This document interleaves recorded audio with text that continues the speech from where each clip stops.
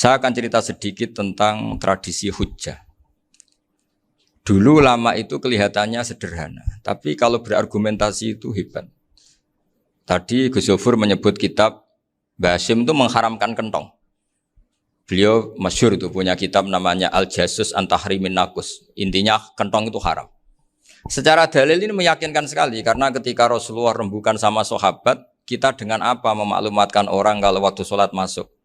Ada sahabat yang usul pakai kentong, dzakalin nasoro itu Nasrani. Ya pakai buk itu semacam trompet besar, dzakalil Yahud. Kemudian ada yang usul kalau gitu api ya Rasulullah, dzakalil Majus. Sehingga dari hadis itu Mbah Hasyim berpikir kentong itu haram. Tapi Mbah Fakih Mas Kumambang itu mengkritik Mbah Hasyim dengan ngarang kitab Hazru'us an Tahrimin Nakus. Jadi beliau ngomentari kitab itu sambil geleng-geleng kepala. Kitab kok keliru nganti ngono itu. Jadi cara pikirannya siapa Ki Fakih. Kentong di Indonesia itu kanggo wedhus dicolong gitu. Pos kampling gitu. Kalau ada banjiran ya kentong, ada maling ya kentong. Jadi enggak ada persamaan sama sekali dengan kentong yang milik orang apa? Nasrani. Sehingga di pondok saya itu ada kentong tapi jelek sekali. Karena itu satu-satunya cara supaya beda dengan kentong yang di gereja. Kalau elek kan mirip kentong di pos kampling. Itu ya agak-agak ilmiah sedikit. Dulu ceritanya Gus Zofur itu saya teruskan. Itu singkat cerita, itu kalau yang di kejadian di Termas itu Mbah Dimyati sudah nyuruh semua kentong disembunyikan karena mau ada Mbah Hasyim. Cerita itu mukarrar di Kiai Fakih sama di Kiai Dimyati Termas. Setelah kentong dikumpulkan semua, Mbah Hasyim datang, senang, ngiranya Syekh Dimyati ini sependapat dengan beliau, yaitu sama-sama enggak ada kentong. Tapi setelah itu ada santri yang matur, Mbah Dim pun beres kentong pun kula delikno sedanten. Itu di depan Mbah Hasyim. Jadi GR-nya Mbah Hasyim bahwa Mbah Dim itu sependapat akhirnya hilang. Ternyata ini akal-akalan toh gitu. Karena santrinya matur, Mbah Dim pun beres sedanten kentong beduk sudah disingkirkan. Itu di depan Mbah Hasyim. Saking lugunya santri, nah saking ikhlasnya agak ngerti mahalus syahid ini adalah Mbah Hasyim. Saya mau meneruskan cerita Gus Zofur. Dulu, ini cerita dulu. Dulu Mbah Mun ngaji di Lirboyo, tapi Kiai Makhrus ngaji sama Kiai Khalil Harun. Kiai Khalil Harun itu adik juga sekaligus muridnya Mbah Umar Harun. Mbah Umar Harun itu generasi kedua setelah Mbah Ghazali. Beliau menantunya Mbah Ghazali, tapi ya sudah ponaan. Sehingga tradisi ini penting karena saya berkali-kali bilang di mana-mana. Status orang tua dan mbah itu adalah terserah anak cucunya. Bukan terserah mbahnya, tapi terserah anak cucunya. Saya tidak akan bosan mengingatkan ini. Saya pernah di makamnya Nabi Yakub, itu ya dikemuli bendera Israel. Di makamnya Nabi Dawud. Nabi Ibrahim juga dekat sinagog. Sehingga Quran membela Nabi Ibrahim disebut maka anak Ibrahimu Yahudiyya wala Nasraniyya. Karena ketika beliau berposisi di Israel, kemudian penguasanya adalah Yahudi, bisa saja makam ini ditulisi dan distatuskan ala Yahudi. Ya seperti Nabi Yakub. Nabi Yakub itu nabi yang kita yakin tentu berkeyakinan beliau orang baik, orang muslim, orang mukmin, tapi karena di desain mereka ya dikemuli bendera Israel. Dan disebut Abul Yahud. Karena kita tahu nama lain dari anaknya Nabi Yakub adalah Yahuda bin Yakub bin Ishak bin Ibrahim. Sehingga perasaannya orang Yahudi menjadi Yahudi itu yang ngikuti mbah-mbahnya. Nah khawatir saya ketika buyut-buyut kita kaya. Buyut saya itu orang kaya dulu, namanya Mbah Durrahman. Itu kaya sekali, tanahnya banyak. Dulu cerita Mbah Hasyim ya kaya sekali. Mbah Maksum juga kaya. Mbah Abdul Aziz juga kaya. Karena dulu itu inginnya kiai itu yo ketok sugih lah, gak ngel-ngelo santri. Tapi nanti kalau cucu-cucunya sudah ndak alim, itu ndak dianggap punya tanah itu karena untuk fasilitas santri. Aku tak kedonyan, mbah-mbahku ya kedonyan. Buktinya tanah yombo. Karena dia akan menafsiri sesuai cara berpikir. Makanya sanad keilmuan yang diceritakan Gus Zofur itu harus diulang-ulang. Kalau nggak diulang-ulang, maka kita akan berpikir sendiri untuk menafsirkan masyayikhonal kiram atau ajdadanal kiram. Nah, ini yang bahaya, yang sering Quran mengingatkan. Jadi ada status yang disematkan oleh anak cucu kayak orang Yahuda tadi. Yahuda bin Yakub bin Ishak bin Ibrahim itu menstatuskan mbah-mbahnya yang bernama Ibrahim itu Yahudi. Sampai Quran sendiri yang bela makana Ibrahimu Yahudi wala Nasrani. Karena secara geografis sekarang Ibrahim di Israel dan otoritas itu juga milik mereka sehingga mereka bisa masang-masang atribut yang menunjukkan kalau itu Yahudi.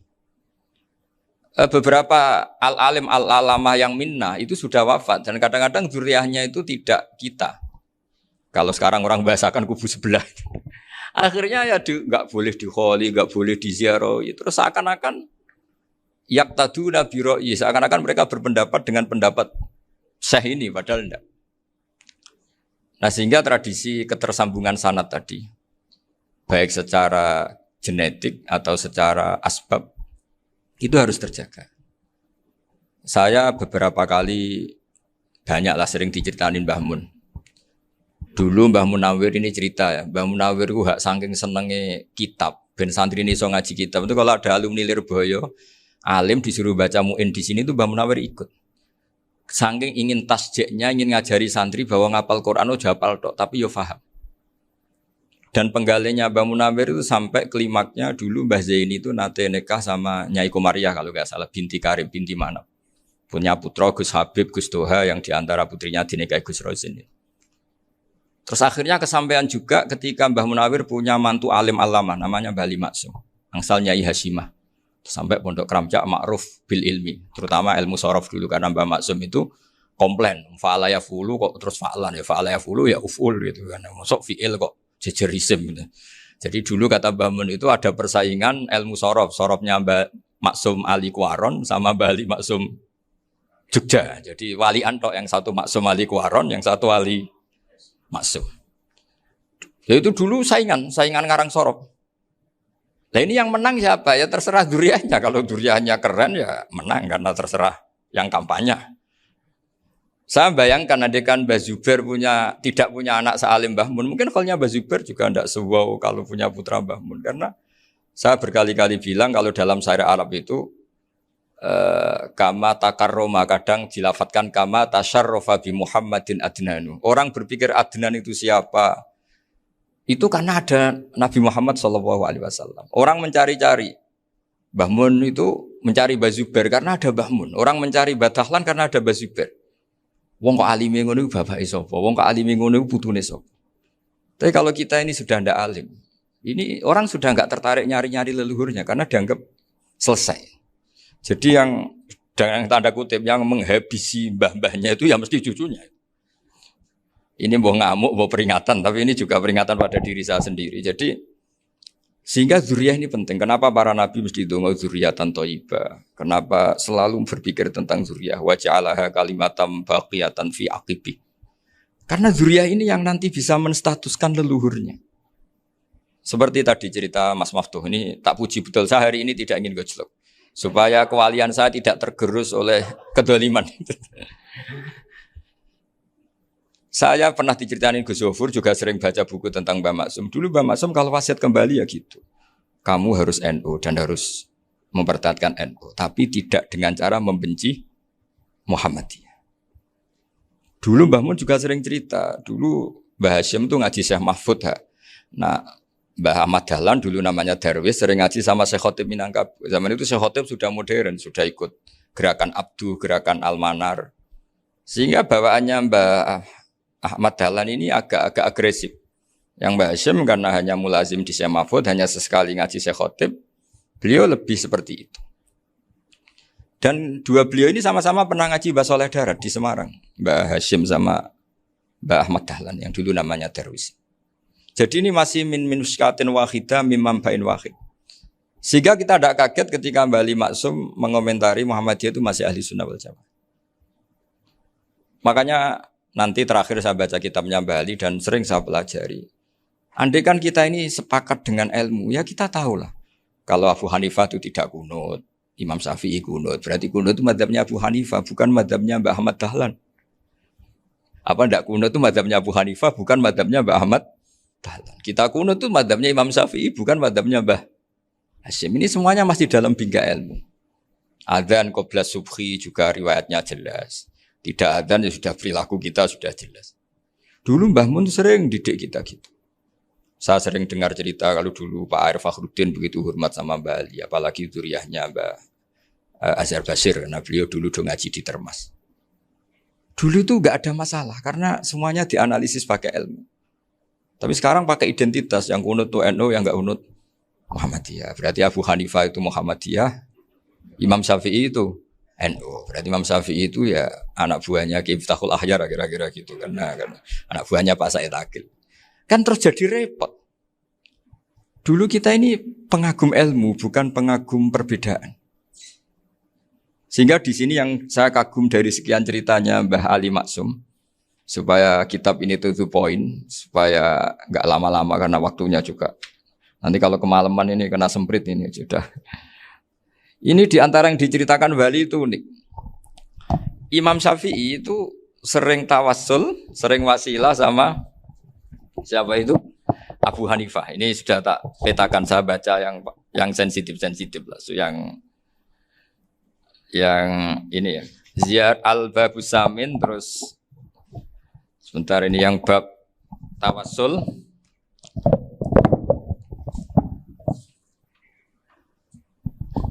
Di sini halaman 90, mungkin santri-santri kerap ya bisa ngecek lagi di kitab Hujatul Ahli Sunnah. Ketika cerita tawassul, di antara yang diceritakan Bali Maksum adalah perilaku ya, bukan sekedar statement tapi apa? Perilaku. Perilakunya Imam Syafi'i atau ahwalnya kalau bahasa halusnya, yang selalu ke makamnya Abu Hanifah untuk tawassul. Padahal Imam Syafi'i itu orang yang secara ilmu sering kritik Abu Hanifah. Jadi ini saya baca ini di halaman 100, jadi tawassul mulai halaman 9 berapa ini? Sampai halaman ini yang Qala sami'tu Syafi'iyya yaqul inni la atabarraku bi Abi Hanifah wa aji'u ila qabri fi kulli yaumin za'iran. Fa idza uridat li hajatun shallaitu rak'atain halaman 100 waji'tu wa sa'altu wa ta'ala al hajat indahu fama tab'udu anni hatta tuqda. Kanal Imam Syafi'i ayyama huwa bi Baghdad yatawassalu bil Imam Abi Hanifah yaji'u ila dorihi fayusallimu alaihi wa yatawassalu ila Allah bihi fi qada'i hajati. Terus wa yatawassalu Imam Ahmad bi Imamina Syafi'i.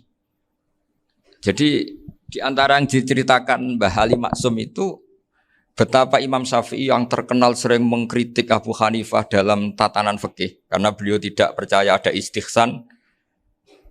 Abu Hanifah berpendapat adanya istihsan, dan kita tahu lah ikhtilafu Syafi'i wa Abu Hanifah itu besar sekali. Tapi beliau itu tahu Abu Hanifah itu orang yang sangat soleh. Abu Hanifah itu kalau ketemu sama orang yang utang beliau itu yang lari bukan yang utang Abu Hanifah, karena takut orangnya itu izin.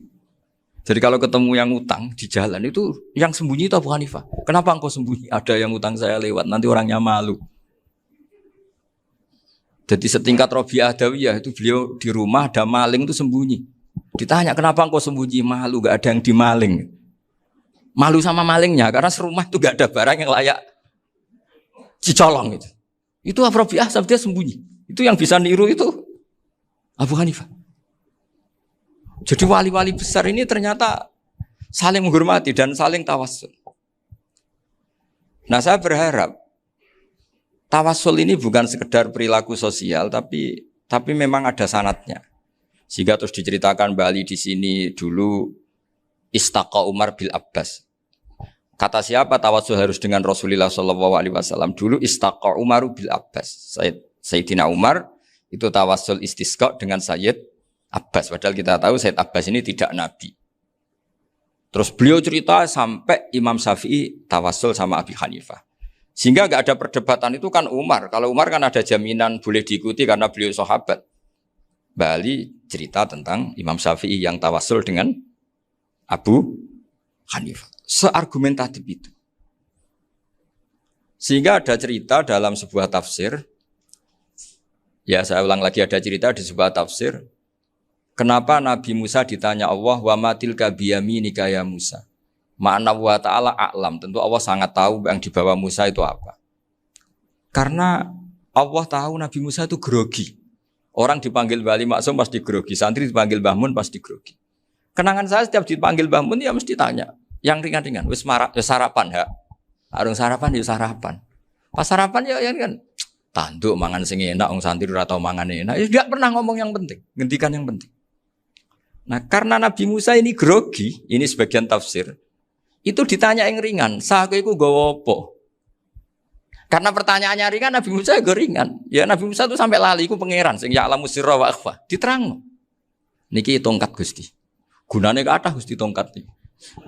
Qala ya asaya atawakkau 'alaiha wa ahusyu biha 'ala ghanami wal ya fiha ma'arifu ukhra. Oh, tongkat Gusti niki penting mesti. Nggih nak. Nggih macam-macam lah Gusti. Atawakkau 'alaiha wa ahusyu biha 'ala ghanami kangge menghalokan wal. Masih terangno terakhir dan yang lain-lain Gusti. Wal ya fiha ma'arifu ukhra. Sehingga akhirnya rileks. Karena Nabi Musa terus ngerti.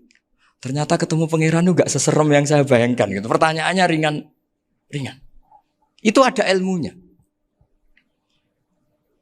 Tapi cerita ini yang versi tafsir ini tidak yang seperti di Manaqibul Ghazali. Di beberapa kitab tentang Manaqibul Ghazali diceritakan di alam roh Nabi Muhammad sallallahu alaihi wasallam itu yubahi bi ummati. Saking yubahinya sampai ngendikan ulama ummati ka anbiya'i Bani Israel. Ulama umatku itu pinternya atau statusnya itu mirip-mirip lah. Kaf itu ya mirip-mirip lah, mirip-mirip kayak ulamanya nabinya Bani Israel. Akhirnya Nabi Musa itu tersinggung sekali. Bagaimana mungkin ulama disamakan dengan apa?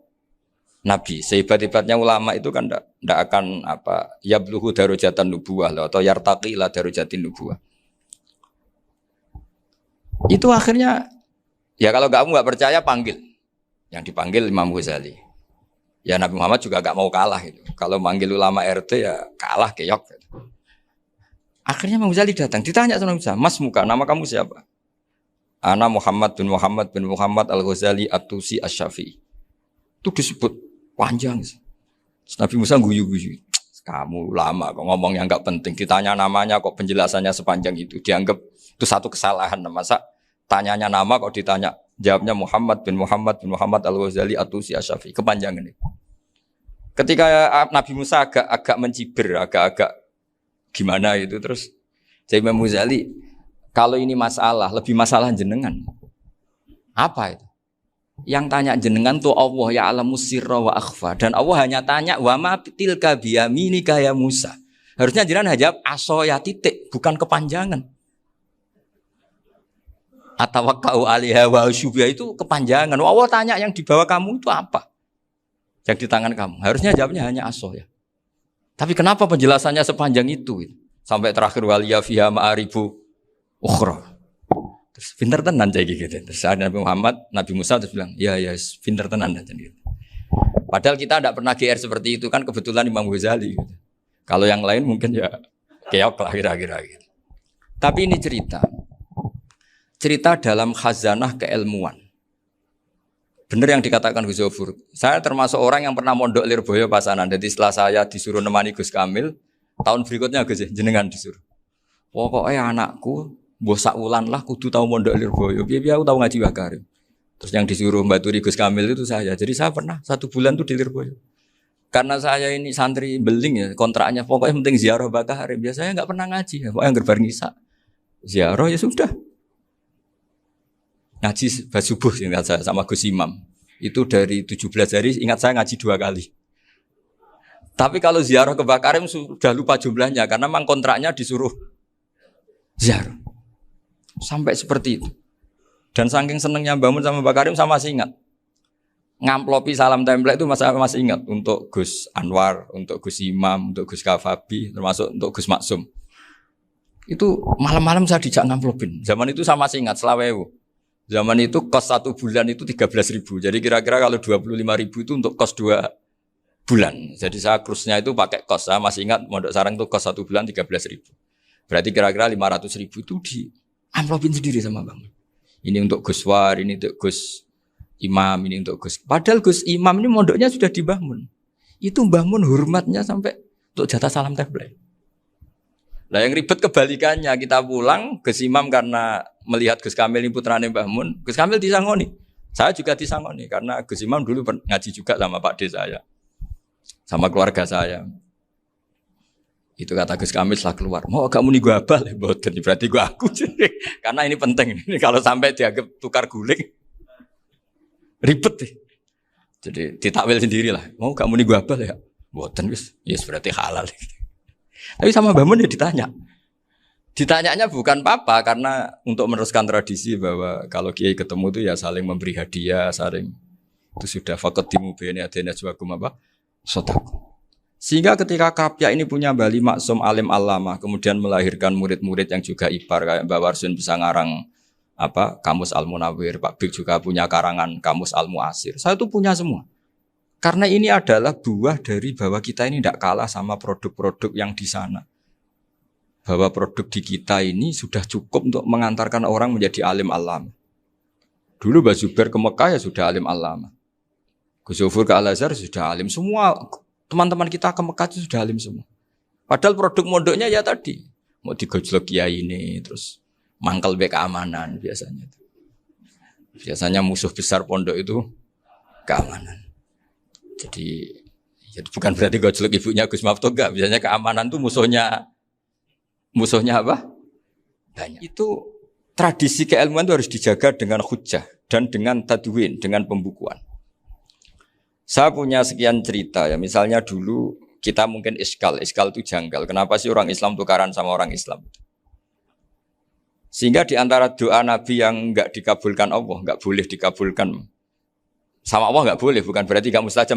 Redaksinya famana aniha, memang enggak boleh. Redaksinya bukan falam yastajib lahu tapi famana aniha.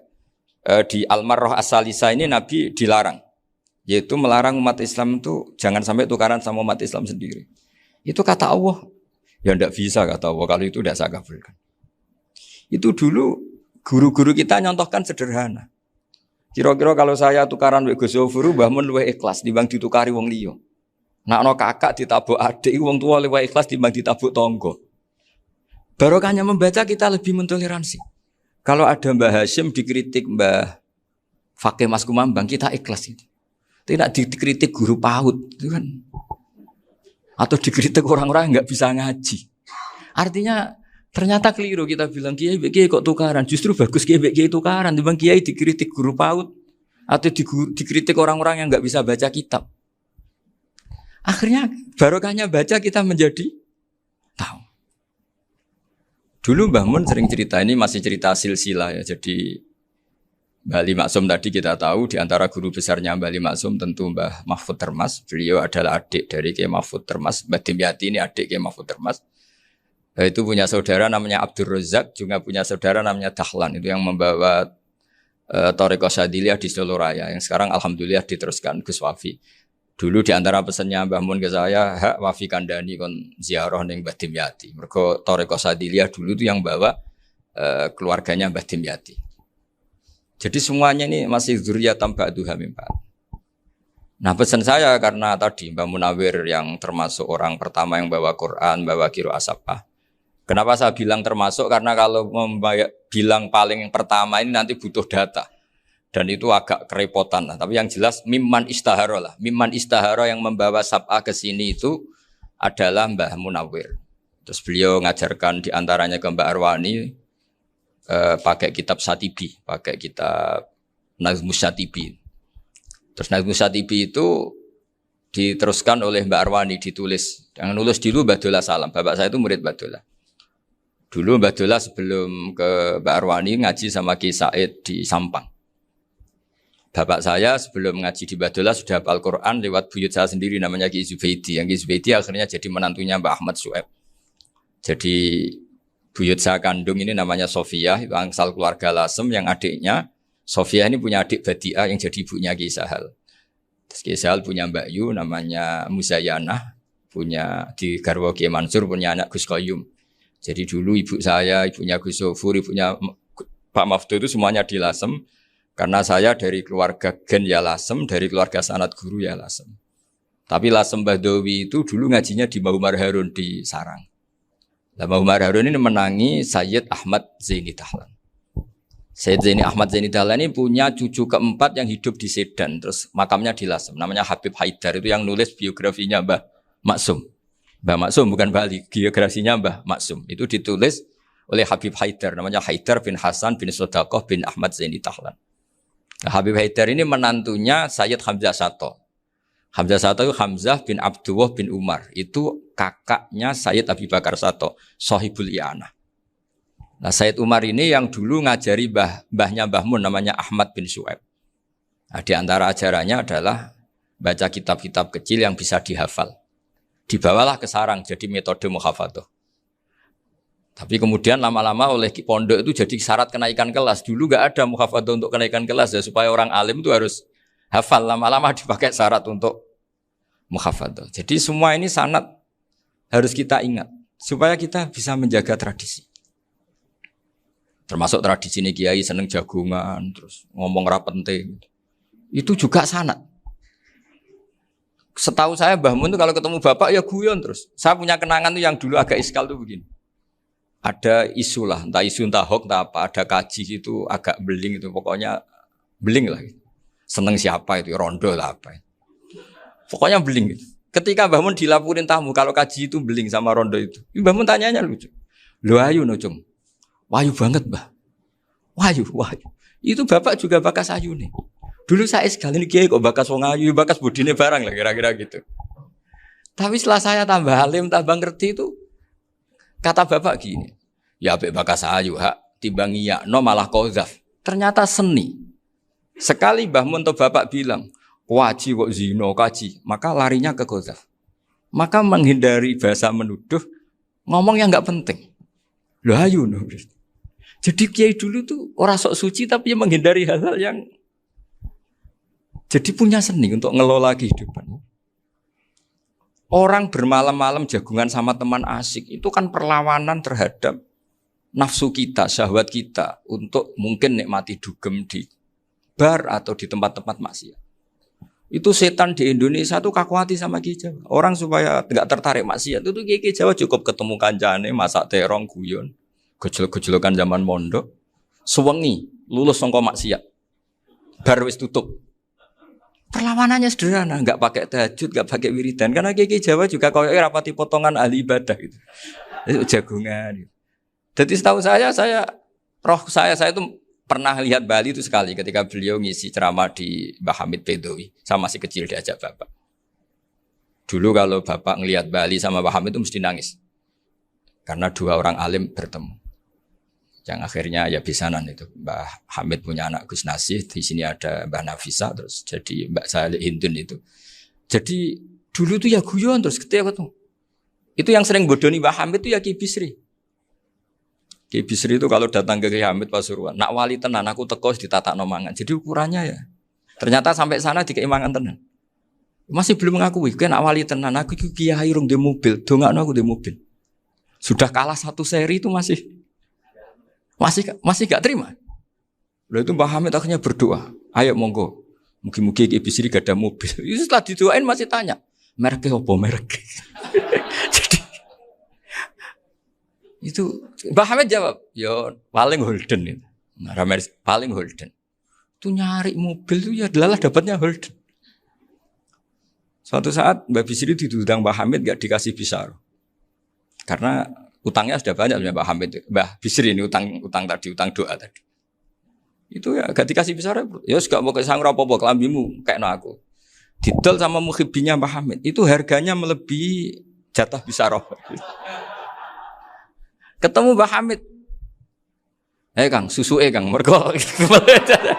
Jadi dulu itu rileks, makanya ini yang diceritakan ke Zofur. Sebetulnya kalau kiai-kiai itu bersanad itu ya rileks, hidupnya itu rileks. Karena rileks ini perlawanan terhadap kemungkaran. Saya dulu musyawarah sering sama Gus Zofur usul fikih. Itu jelas di antara yang ditulis Lubil Usul itu. Ya kita tahu tadi misalnya sanad usul fikih, Mbah Ber itu sangat al-usuli, Kiai Zubair Dahlan, abahnya Mbah Mun. Punya murid di antaranya Kiai Sahal. Kiai Sahal punya karangan Thariqatul Husul, fi syarhi Lubil Usul. Itu Thariqatul Husul itu beliau ngendikan dalam mukaddimah bahwa saya bisa mensarah ini berdasar ngaji maknani sama Mbah Zubair.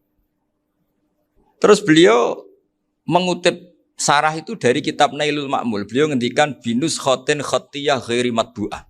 Dan itu ditemukan di Kiai Mansur di Lasem. Karena Kiai Mansur iparnya Mbah Sahal. Mansur bin Khalil itu diantara katibnya Syekh mahfud. Jadi semuanya ini sambung. Mbah Ber, saking ahli usul fikihnya, kalau ngajar usul fikih itu kalau guyon takriran saya ini lebih memahamkan ketimbang Sarah. Ya sudah, terus Mbah Zubair Ki Fakih, terus Syekh Mahfud. Di sini Syekh Mahfud termasuk orang yang dekat Mbah Munawir sampai putrane Mbah Mahfud namanya Gus Muhammad dibawa Mbah Munawir, kemudian mondok di Termas diantaranya, terus dinikah jadi menantunya kalau nggak salah Haji Taslim di Betengan, kemudian sekarang juriannya Mbah Mahfud di Betengan. Ini nggak boleh hilang secara sebab. Itu diantara di usul fikih diterangkan. Ketika diantara 5 hukum itu ada yang bernama mubah. Mubah itu boleh dilakukan, boleh ditinggalkan, dan kalau dilakukan ya tidak berpahala, tidak disiksa. Itu ada ulama yang protes. Protes nggak bisa seperti itu.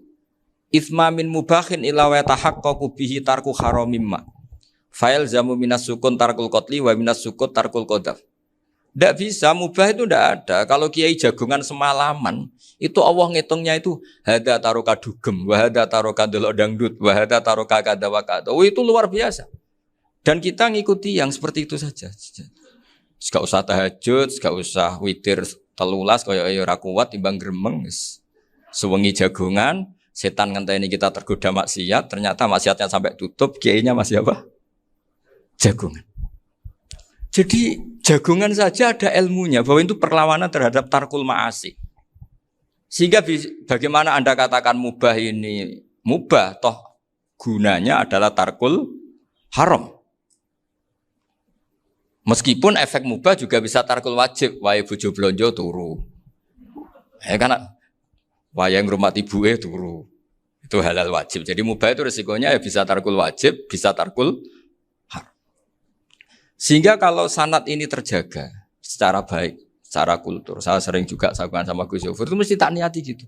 Jagungan wong alim kuwi ibadah dan menikmati ibadah adalah dabul auliya wa dabul ulama. Kata Imam Ghazali, pada akhirnya waqud buhadatin al-istilzat bil mubahat. Kata Imam Ghazali, pada akhirnya qutbu hadaddin, madaru hadaddin, pokok dari agama ini adalah melawan kemaksiatan dengan kita menikmati al-istidzat bimubah. Kita menikmati sesuatu yang dibolehkan Allah Subhanahu wa taala. Dan seperti ini itu bisa qasmu dhuhri syaitan, bisa menghancurkan punggungnya setan. Karena kalau melawan setan dengan ibadah ini kadang kita capek selain isra potongan. Tapi nak kangkang ning komplek H gitu jagungan mbek kancane, ngenang melarate, mbok ngenang ora sekolah ramunggah, kenangan sing ramunggah diarani istiqomah. Gitu kan. Diarani tulus zaman, kok sing munggah dianggap kesusu. Saya ini punya pondok Quran, kalau ada yang hafal 3 tahun mesti digojol kancane. Gak apik kesusu itu. Kesusu itu mesti tidak barokah karena tergesa-gesa apa? Hatam. Sehingga yang enggak hatam-hatam itu kayak partai mayoritas. Ini yang partai tulis zaman katanya. Ahli sobri katanya. Akhirnya di pondok gara-gara itu mau guyon, tapi enggak ada stigmasinya, malah enggak naik. Di Pondok Sarang itu saya punya teman itu banyak yang sekelas dengan saya, sekelas sama Gus Kamil, akhirnya sekelas dengan Gus Sofur. Padahal saya ini kakak kelas. Saya temannya, Gus Kamil temannya Gus Sofur. Ini anak ini nggak pernah naik, itu nggak dicibir di pondok. Karena guyonan tadi, guyonan bahwa ini bagian dari bentuk apa? Istiqomah. Nanti yang goblok juga tenang. Karena kiainya cerita, kadang santri goblok ya baru kan. Di sini pondok akeh santri ora tau sinau ning omah dadi kiai gede. Selalu kiainya tuh cerita seperti itu. Akhirnya sing goblok ya bangga dengan kegoblokannya. Iya, jadi kiai itu orang yang meskipun guyon ini barokahnya Masya Allah. Dan setahu saya kiai-kiai alim itu ya senengannya guyon karena tadi guyon itu luar biasa. Bapak saya itu kalau pesan sama saya itu enak ngaji wis guyon nice. Wong ning omah mikir utang, mikir wedi bojo macam-macam kok ngaji mbok jak nangis pisan, nangis ping pindho katanya. Sudah jak guyon ae. Paling gak lali. Dan beliau punya dalil kul bi fadlillah bi rahmati fa bidzalika falyafrah. Jadi jangan sampai orang ini farah bil maksiat, jangan sampai orang itu. Dan ini yang saya kenang dari sekian cerita murid Bali. Mbah Ali Maksum ya senangane guyon. Gojol-gojolkan mbek santri guyon. Ini saya maklumatkan ke semua santri beliau bahwa ini bukan sekedar guyon, tapi al-istildzat bil mubahat. Ini adalah perlawanan terhadap setan karena banyak orang bisa senang tuh kalau nunggu maksiat. Ini bisa senang dengan sesuatu yang tidak maksiat. Itu kayak apa hebatnya? Makanya Nabi itu kalau ketemu sahabat ya sering ngendikan yang ringan-ringan. Ya Umar ma'afalan duher jong mano piye ije. Kalau ketemu anak kecil ya. Nanti ketemu yang tua-tua yang sudah nggak bisa mikir, ya cerita-cerita saya mohon sekali murid-murid kerap ya. Jangan hanya ngaji fikih. Kalau hanya ngaji fikih itu posisi Abu Hanifah itu seakan-akan nyuwun sewu orang yang sangat tidak ahli hadis. Karena beliau di situ kelihatan kalah sekali dengan Imam Syafi'i. Apalagi di perdebatannya Muhammad bin Hasan Asy-Syaibani dengan Imam Syafi'i itu kelihatan sekali betapa Abu Hanifah itu orang yang nyuwun sewu ditinggalkan dalam ilmu hadis. Sampai beliau hanya dapat gelar min ulama ahli ra'yi, termasuk ulama yang kuat logikanya. Juga harus baca kitab-kitab seperti ini. Ternyata di balik Imam Syafi'i mukhalif pada beliau di bab-bab fikih, perilakunya sangat hormat. Sampai beliau tuh kalau tawassul ke kuburannya Abu Hanifah. Dan beliau ngendikan an-nasu fil fiqhi iyalun ala Abu Hanifah. Semua orang yang ahli fikih itu masih anak buahnya Abu Hanifah. Saya berkali-kali cerita, mazhab Syafi'i itu alatut tadhir hanya dua, yaitu alma wa turab. Abu Hanifah nambahi wanar. Alasannya Abu Hanifah, orang mukmin yang dosanya banyak itu dibakar di neraka, dan alasannya Allah litadhirihim, untuk mensucikan mereka. Sehingga pikirannya Abu Hanifah, an-nar itu min alatit tadhir. Apa yang terjadi ketika bata itu batu bata yang dibakar, di situ campur teletong, campur apa-apa, itu kalau sudah mazhab Abu Hanifah selesai, sudah suci. Karena sudah ngelewatin pembakaran. Meskipun kita tidak akan kalau kehilangan air terus wudu dengan api, bisa bunyak semua itu. Tapi apapun itu menjadi solusi. Sehingga saya punya kitab namanya Ikhtilafu Malik, Ikhtilafu Malik wa Abu Hanifah atau Ikhtilafu Syafi'i ma Abu Hanifah. Itu kelihatan sekali kalau Abu Hanifah itu nyuruh posisinya kalah. Karena yang ngarang orang-orang Syafi'i. Tapi kalau melihat kitab-kitab kewalian, misalnya di kitab Mizan Kubro ini juga sering disebut kisah itu Bali Maksum tentang Imam Saroni. Berkali-kali beliau mengutip Mizan Kubro. Itu Abu Hanifah adalah orang yang sangat mukasyafah. Artinya ketika Nabi cerita air wudu itu menjatuhkan dosa, tidak ada air wudu yang jatuh ke kamu kecuali saat itu juga dosa kamu jatuh. Itu beliau datang ke Madharota Kufah. Kemudian beliau bilang sama si orang tua tadi, tub anizina. Orangnya terus bilang atubu minazina. Ada lagi pemuda datang dibilangin tub an uquqi walidayka. Terus bilang tub tu an uquqi walidayya. Sampai yang terakhir ada tub an simai alatilahwi atau an samai alatilahwi. Terus tub tu an samai. Ketika orang itu ditanya, kenapa engkau begitu tahu dosanya apa? Saya tahu air wudu ini menjatuhkan apa? Jadi kira-kira kalau zina mungkin ya batang babi lah. Kalau hanya sekedar melihat bak-bak mungkin ya curut atau tikus lah kira-kira gitu. Nak dulu sediluk ya mungkin ya tikus cilik gitu. Nak dulu suwi ya tikus werok itu atau apalah. Pokoknya beliau itu tahu. Tapi anehnya Abu Hanifah apa? Setelah itu dia nangis minta mukasafahnya ditutup. Ya Allah, saya ini mukasafah kok malah menjadi tahu sawatil mukmin. Padahal aturan syariat jenengan man satara musliman satarahu, bahwa enggak baik melihat jeleknya orang mukmin. Minta ditutup. Makanya saya ini bangga ada mukasafah. Makom yang kita sampai sekarang tuh makom setelah Abu Hanifah mukasafah. Jadi Abu Hanifah repot-repot mukasafah, minta makomnya ditutup tidak menjadi mukasafah. Dan alhamdulillah kita sudah tidak mukasafah sebelum minta ditutup. Jadi kita ini keren. Keren karena aturannya itu man satara musliman satara huwa, yang tidak tahu aibnya orang muslim maka Allah akan nutupi aibnya di akhirat. Dan kita alhamdulillah barokahnya tidak mukasafah, tidak ngerti aibnya orang mukmin. Jadi kita harus pakai patokan ilmu. Saya ulang lagi, kita harus pakai patokan. Makanya saya tahu betul ketika Kiai Hamid Pasuruan, beliau dulu ngaji Jamul Jame, ngaji Juman, Bali Maksum di sana sama Gus Habib, sama Gus Muhammad bin Mahfud. Termasuk mbah saya kandung dulu Kiai Sidik, mbah saya yang dari itu juga ngaji di Termas. Bapak saya dulu Kiai Nur Salim ngaji di Buyut Baiti. Dulu itu kawin juga sederhana, kayak cerita Gus Zofur. Jadi bapak saya kandung itu Kiai Nur Salim itu ngaji di Mbah Baiti. Mbah Baiti itu adik kandungnya buyutnya saya dari ibu. Nah Mbah Baiti itu teman akrabnya mbah saya namanya Kiai Nur Sam, Mbah Nur Sam. Singkat cerita terus Nur Kiai Jorabin arah-arabekno itu. Setelah bapak saya ke Badullah mau ditawarin jadi mantu, kata bapak saya kula pun dipek mantu Mbah Baiti. Akhirnya dapat ibu saya itu. Karena ibu saya itu cucu Mbah Bedi, cucu lambung. Jadi mbahnya ibu saya itu Mbak Yunya Mbah Bedi. Namanya Mbak Sofia tadi yang dapat Mbak Idris itu. Yang Mbak Idris ini bin Umar. Ya Mbak Umar yang mbahnya Mbah Hamid. Hamid bin Abdul bin Umar. Kalau bahasa itu Fatimah binti Idris bin Umar. Dulu kecilnya Mbak Idris namanya Abdul Khalik. Kalau kecilnya Mbah Hamid namanya Abdul Mukti. Kalau kecilnya Mbah Maksum namanya Muhammadin kalau nggak salah. Dulu itu namanya dua-dua karena diganti ketika musim apa? Haji. Jadi ini terjaga. Sehingga tidak ada ceritanya kiai-kiai yang jagongan kemudian santrinya itu yang agak-agak khawatir. Kiai kok sungi-sungi jagongan, gak tahajud, gak duha, itu tidak ada. Karena ini dianggap fi'lul mubahat untuk melawan mungkar. Jadi sehingga di kitab Ikhya diterangkan, kamu jangan ngira orang-orang soleh ketika jagongan itu min ahlil bitolah wa takasul. Itu orang-orang yang pemalas itu enggak. Tapi mereka bisa mengasyiki Allah. Bahwa dalam jagongan ketemu teman ya asik, gejul-gejulkan sama Pak Maftuh ya asik. Dan keasikan ini bentuk perlawanan terhadap keasikan harus dengan maksiat. Itu kayak apa kalau kita ngaji sampai seperti itu. Termasuk tadi yang diceritakan Pak Maftuh kitab Hunyah. Semoga beliau cerita juga pernah belajar. Saya pernah belajar kitab Hunyah khatam. Itu diantara yang diceritakan Syabdul Qadir Al-Jilani tadi kata beliau Al-Jilani dipakai Jim Al-Jilani. Ini agak beda dengan kita. Mbah Zubair itu punya kitab namanya Al-Qolaid Al-Uluyah. Beliau menfatwakan nama-nama ajam itu kamu bebas. Ajamiyun fasna bihi masyita. Sehingga kita kalau punya kiai harus mau qolal ustukhri. Sehingga mau qolal istukhri. Tirmidzi juga nasibnya sama. Qolat rawahut Tirmidziyu. Sehingga rawahut Turmudziyu. Yang satu rawahut Tarmidhiyu. Ya karena kita keluarganya Tarmidhi apa enggak gitu. Makanya kata Mbah Mun sama masih ingat.